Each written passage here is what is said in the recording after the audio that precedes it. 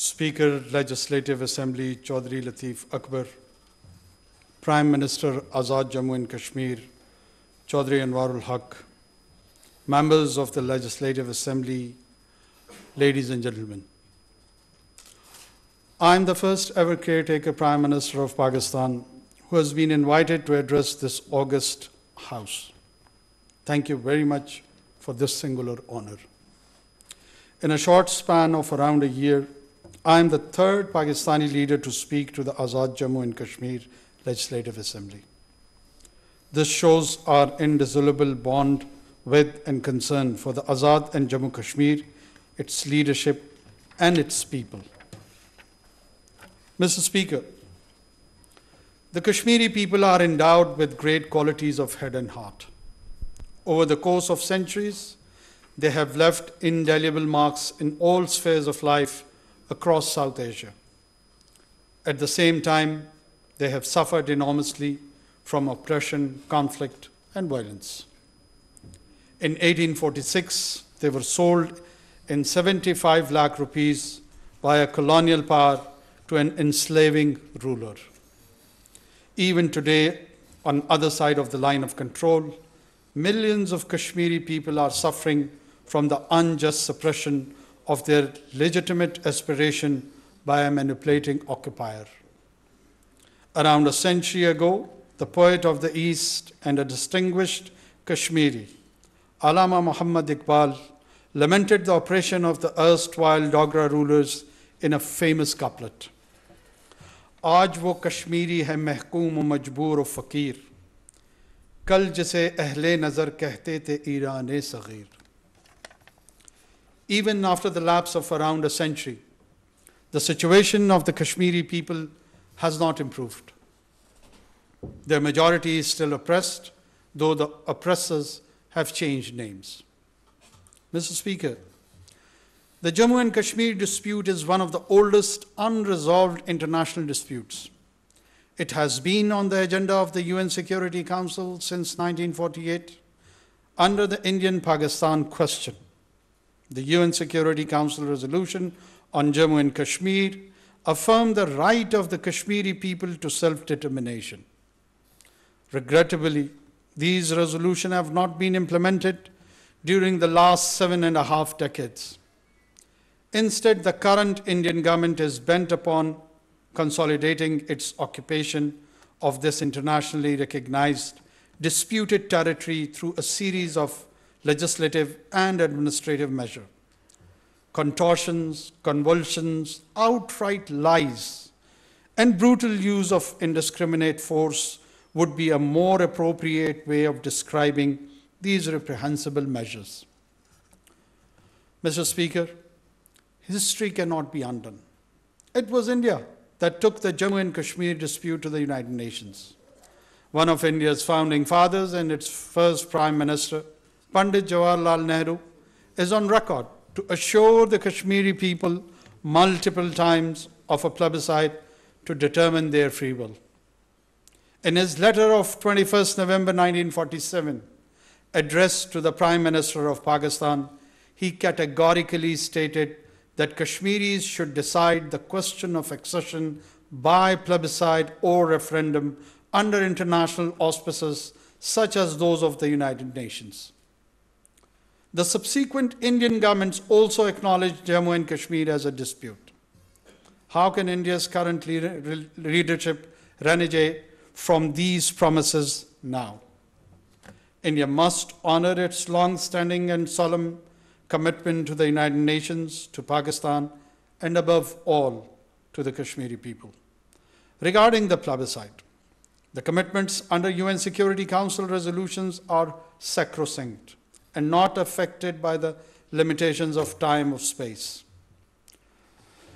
Mr. Speaker, today I stand before you to reaffirm Pakistan's unwavering commitment to the Kashmiri people at this critical moment in the history of their struggle against foreign subjugation in their legitimate and freely chosen legislature. I'm here to express solidarity with them in the wake of a grave injustice. 3 days ago, in a decision that was politically motivated rather than grounded in law. The Supreme Court of India validated the Indian government's illegal and unilateral measures of 5th August 2019. This unjust verdict was delivered by the apex court of the world's so-called largest democracy. In fact, the title of the world's largest democracy is a misnomer. Instead, India should be called the world's largest hypocrisy, where hollow slogans of secularism, democracy, and diversity are raised to cover up caste-based societal operation, systematic intimidation, and marginalization of minorities, state-sponsored killings and terrorism, and illegal occupation of people and territory. Ironically, the self-proclaimed largest democracy of the world is afraid of granting the democratic right of a plebiscite to ascertain the will of the Kashmiri people. Mr. Speaker, India's unilateral and illegal measure of 5th August 2019 and a series of subsequent steps have been aimed at changing the demographic structure and political landscape of the Indian illegal occupied Jammu and Kashmir. These measures constitute a flagrant violation of international law as well as the UN Security Council resolutions on Jammu and Kashmir. They remain a matter of grave concern as their ultimate goal is to convert the Kashmiris into a disempowered community in their own land. Deplorably, India's Supreme Court has endorsed these steps. Mr. Speaker, the successive Indian actions in illegal Indian occupied Jammu and Kashmir constitute a breach of the UN Charter, UN Security Council resolutions, and international law, including the 4th Geneva Convention. Amongst others, the UN Security Council Resolution 122 of 1957, accepted by India, unambiguously declares that final disposition of the state of Jammu and Kashmir will be made in accordance with the will of the people expressed through the democratic method of a free and impartial plebiscite conducted under the auspices of the United Nations. The resolution further provides that any action by the erstwhile India-imposed Constituent Assembly of Jammu and Kashmir to determine the final shape and disposition of the state would not constitute a disposition of the state in accordance with the said principle. The Indian government's actions of 5th August 2019, endorsed by its Supreme Court, are in a clear violation of these provisions. Evidently, India's administrative, political, and legal measures, including a series of sham elections, Article 370 of its constitution, abolition of this article in 2019, and now the Indian Supreme Court's verdict, are mere tools to consolidate its occupation. Domestic legislation and judicial verdicts cannot absolve India of its international obligations under the UN Security Council resolutions. In the eyes of international law, any process subservient to the Indian Constitution cannot be invoked to determine the final status of Jammu and Kashmir. On the one hand, India has a grandiose vision of its place in the Committee of Nations. On the other, it implements a grotesque plot to subjugate foreign people and territories. It wishes to become a permanent member of the UN Security Council. However, its leadership takes pride in trampling upon international law and the UN Security Council resolutions. These contradictions, reinforced by the ideology of Hindutva, should serve as an eye-opener for the international community. Mr. Speaker, it is an established fact that Jammu and Kashmir is an international dispute. The Indian government or its judiciary have no right to take unilateral measures against the will of other parties to the dispute, that is, the Kashmiri people and Pakistan. Now, verdict of any Indian court can stifle the aspirations of the Kashmir people.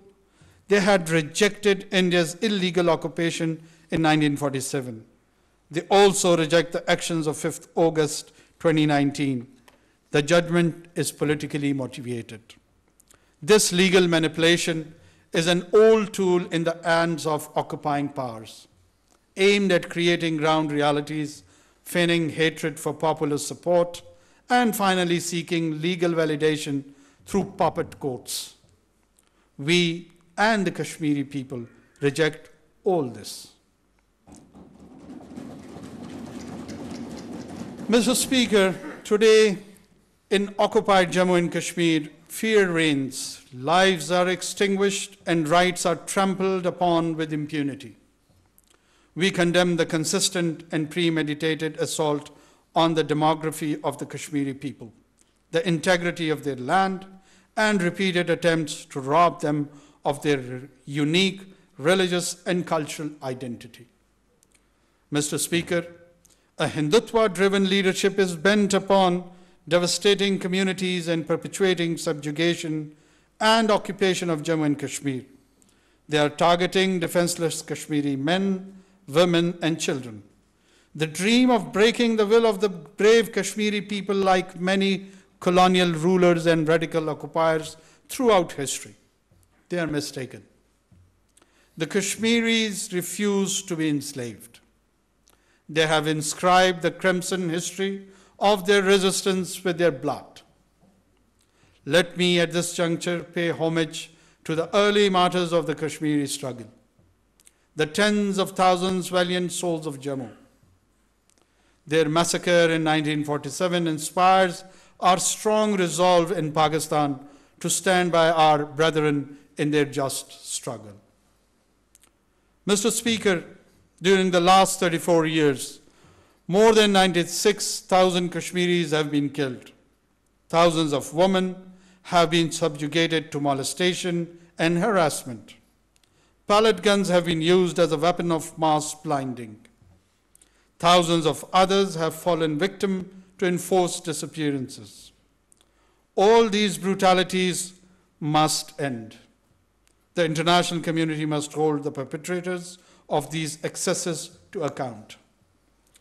These human rights abuses are well documented by a number of international bodies, including through 2 reports of the Office of the UN High Commissioner for Human Rights issued in 2018 and 19. Today I ask the world, when will its collective conscience awaken? For how long will the people of Kashmir continue to make sacrifices? For how long will their voices be muzzled? For how long will their leaders remain arbitrarily detained? And for how long will they continue to suffer torture and extrajudicial executions? The state-sponsored terrorism must come to an end. Earlier this year, the Office of All Parties Hurriyat Conference in Srinagar was sealed.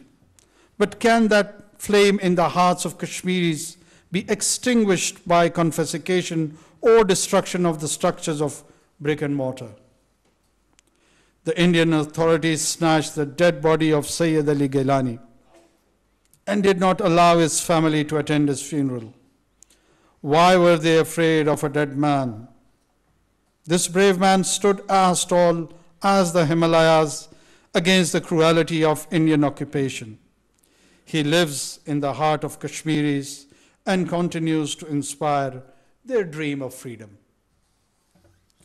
A few months ago, the Indian authorities have sought the death penalty for Mr. Yasin Malik.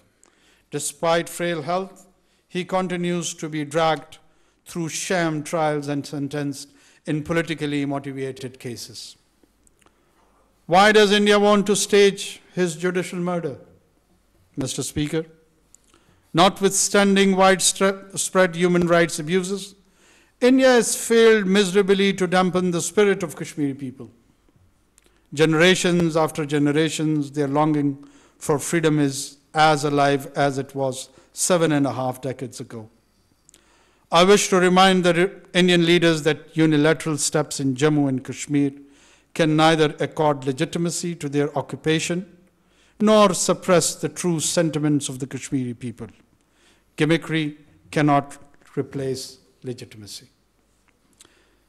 The gerrymandering of electoral constituencies, issuance of domicile certificates to outsiders, and addition of temporary residents to the voters list are part of a well-thought-out strategy to alter Kashmir's demography and its political landscape. Pakistan and Kashmiris outrightly reject these illegal and unilateral steps. Mr. Speaker, India's charade of normalcy in Kashmir is a grotesque distortion. Militarization, censorship, and rampant abuses are the hallmarks of this brazen occupation. Normal areas do not need deployment of hundreds of thousands of armed troops. Normal areas neither remain under military siege nor are governed by the president's rule and draconian laws. In normal areas, there are no unidentified graves or half-widows. In normal areas, people are free to travel abroad, and journalists, both foreign as well as local, are free to travel and report. The occupied Kashmir remains deprived of these signs of normal life. How could one claim that normalcy had returned to Kashmir? How can Kashmir develop in an environment of fear and intimidation? Mr. Speaker, Kashmir is Pakistan's jugular vein. The word Pakistan is incomplete without Kashmir. The people of Pakistan and the people of Kashmir are bound by a unique affinity based on geographical proximity, shared history, and commonality of faith. We share joys and sorrows. Pakistan cannot remain indifferent to what happens in Jammu and Kashmir. It is a party to the dispute. Kashmir runs in our blood. That is why Jammu and Kashmir dispute remains an important facet of Pakistan's foreign policy. We are duty-bound to play our role in the just and peaceful resolution of Jammu and Kashmir dispute, in accordance with the UN Security Council resolutions and wishes of the Kashmiri people. Across the political divide, the entire Pakistani leadership stands united to support the Kashmiri people's just struggle for realization of their right to self-determination. Successive generations of Pakistani people have steadfastly supported the Kashmir cause. We shall continue to do so. Mr. Speaker, Pakistan has always wanted good neighborly relations with India. However, durable peace in South Asia remains contingent upon the settlement of Jammu and Kashmir dispute. We have consistently advocated constructive engagement and result-oriented dialogue to resolve all outstanding issues, including the core issue of Jammu and Kashmir. However, India's unabated hostility and retrogressive actions have vitiated the environment. The onus, therefore, remains on India to take the necessary steps to create an enabling environment conducive for a meaningful and result-oriented dialogue. Mr. Speaker, any attempt to label the long-standing struggle of the Kashmiri people as terrorism is an egregious distortion of reality. It is vital to recognize the profound disparity between genuine aspiration of freedom and the blanket accusation of terrorism. These excuses must not serve as a pretext to delegitimize earning for self-determination among occupied people. Mr. Speaker, the Indian leaders are making a number of belligerent statements about Azad Kashmir and Gilgit-Baltistan. Only a few days ago, the Indian Home Minister staked a claim over Azad Jammu and Kashmir while addressing the Indian Parliament. Notwithstanding Indian military and political leaders' rhetoric, Pakistan has exercised maximum restraint. Let there be no misconception that Pakistan would yield to any form of threat or intimidation. We stand resilient in the face of challenges, holding firm to our principles and commitment to safeguarding our sovereignty and interest.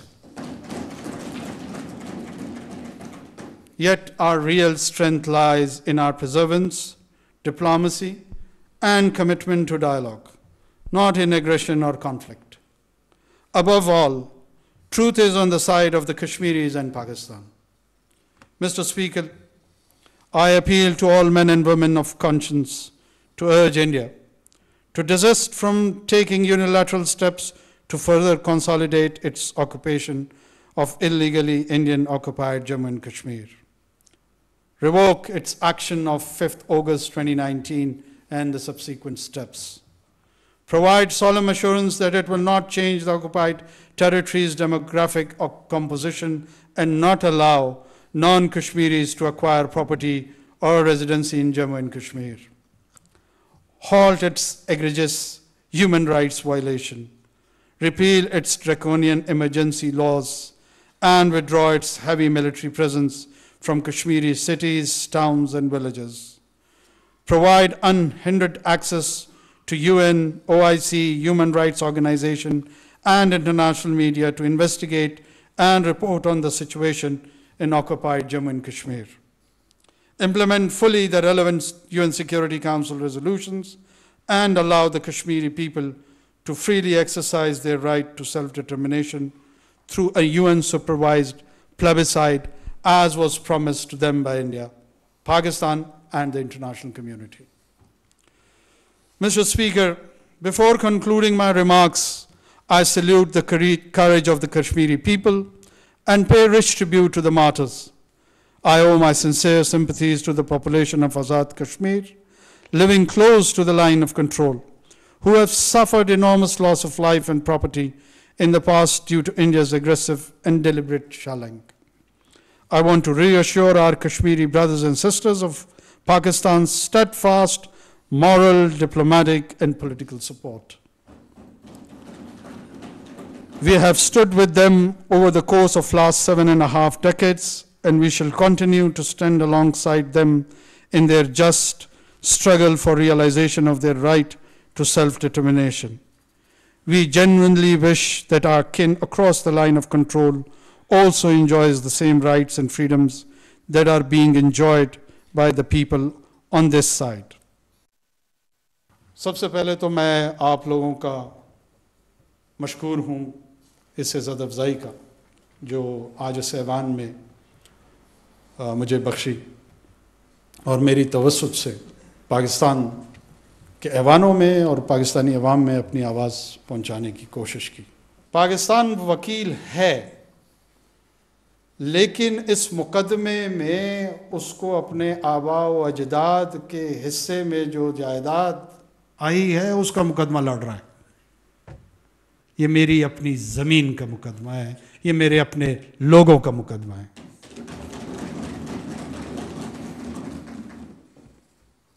मैं सिर्फ ये अर्ज़ करता चलूँ कि 3 मरतबा पाकिस्तान पे कश्मीर की वजह से जंग तोपी गई जो हमने लड़ी है। अगर 30 मरतबा पाकिस्तान पे ये जंग थोपी जाएगी, हम 300 मरतबा लड़ने के लिए तैयार हैं। किसी के ज़हन में किसी किस्म का कोई खदशा अगर है तो वो दूर कर ले, वो कश्मीर में भी दूर कर ले, वो पाकिस्तान में भी दूर कर ले, और वो श्रीनगर और बारामूला में भी दूर कर ले। मेरी फर्स्ट लाइन ऑफ डिफेंस यहां नहीं बैठी है, मेरी first line of defence Baramulla और श्रीनगर में बैठी है। जो एजाज, जो कुर्बानी मकबूजा कश्मीर के कश्मीरियों ने दी है, हम सदियों में उन एहसानात को नहीं भुला सकते। हम सब आपके मकरूज हैं, हमारी आवाज, हमारी सदा सुन ले। कर्जा हमारी तरफ है और आपका है। उनकी बच्चियां ریپ کا سامنا کر رہی ہیں، ان کے جوان انفورس ڈسپیئر ہو رہے ہیں. وہ ہیں اصل لوگ، وہ ہیں اصل مجاہد. جب میں یہاں آپ کی باتیں سن رہا تھا تو مجھے شہید وانی یاد آ رہے تھے. جموں کے شہداء سے لے کر یہ مشل راہ وانی جس انداز میں لے کر چلے، یہ کشمیر کی آزادی کے ضامن ہیں. پاکستان اپنے کور انٹرسٹ سے کبھی پیچھے نہیں ہٹے گا. ہم بالکل امن چاہتے ہیں، but peace with justice. We can't and we don't want peace with injustice. And we will not allow to establish a peaceful order based on injustice principles.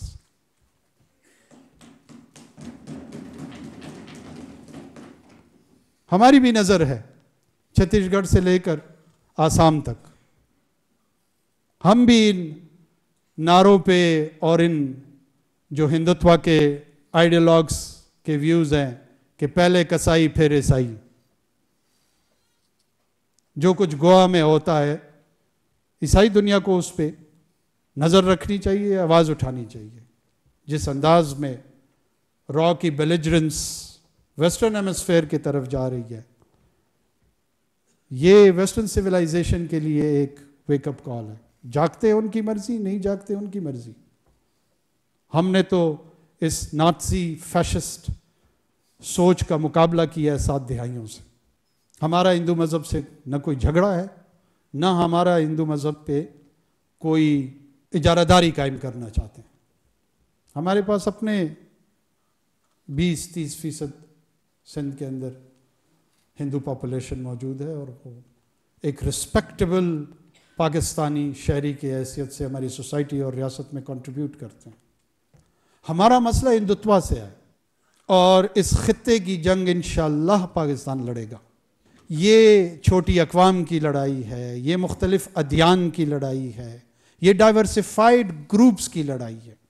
200 سال سے اس خطے کے لوگ لگے ہوئے ہیں کہ کسی نہ کسی شکل میں ریزسٹنس کا سامنا کیا جائے، ریزسٹنس کے ذریعے اس کا آکوپیشن کا سامنا کیا جائے. اس میں کوئی شک نہیں ہے، آکوپائر کی شکل بدلتی رہی ہے، لیکن کشمیریوں کی سینس آف ریزسٹنس کی کنٹینیوشن رہی ہے. یہ ایک باحیا اور باہمیت قوم ہے. جب تک کشمیر کا ایشو ریزالو نہیں ہوگا، تکمیل پاکستان ہو ہی نہیں سکتا. تخلیق پاکستان ہو چکا ہے، تخلیق پاکستان ہوا ہے، 7 دہائیاں اس کو گزری ہوئی ہیں، تکمیل پاکستان ہونے جا رہا ہے. آپ سب کو یہ یقین دلاتا چلوں، میں آج حاضر یہی ہوا ہوں اور اسی وجہ سے ہوا ہوں. پاکستان کی چاہے فوجی قیادت ہے، پاکستان کی چاہے سیاسی قیادت ہے، پاکستان کی انٹیلیجنشیا ہے، کوئی بھی ایسا فرد جس کا اثر پالیسی میکنگ میں ہے، اس کے ذہن میں کوئی کنفیوژن نہیں ہے.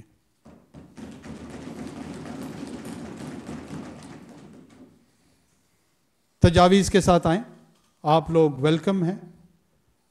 میں خود بھی چند تجاویز ضرور آپ کے سامنے پیش کروں گا. آپ کی مشاورت سے چلیں گے، اپنا مشورہ دیں گے. اس لیے دیں گے کہ یہ نہیں کہ آپ کا، یہ ہم سب کا مشترکہ مسئلہ ہے. جو تجاویز آپ کی طرف سے آئیں گی میں آن ریکارڈ لے کر پبلکلی اس کو اون کروں گا. کوشش کریں گے اس لمیٹڈ سٹینڈ میں جو بھی خدمت آزاد کشمیر کی کر سکے وہ انشاءاللہ ضرور کریں گے.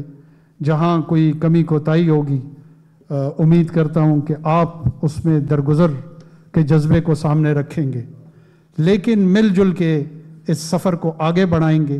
جہاں جہاں انشاءاللہ جتنی کنٹریبیوشن ہو سکی وہ کشمیر کی آزادی کے ہدف کو اس کو پہل دیتے ہوئے، اس کو پرائیورٹی دیتے ہوئے، اور دوسری سطح پہ اس کی مالی معاونت، اس کا استحکام، اس کا معاشرتی استحکام، جہاں جہاں جو کنٹریبیوشنز انشاءاللہ ہم سے ہو سکی وہ وعدہ ہے کہ آپ کے ساتھ اس سفر میں رہیں گے. پاکستان زندہ باد، کشمیر پائندہ باد.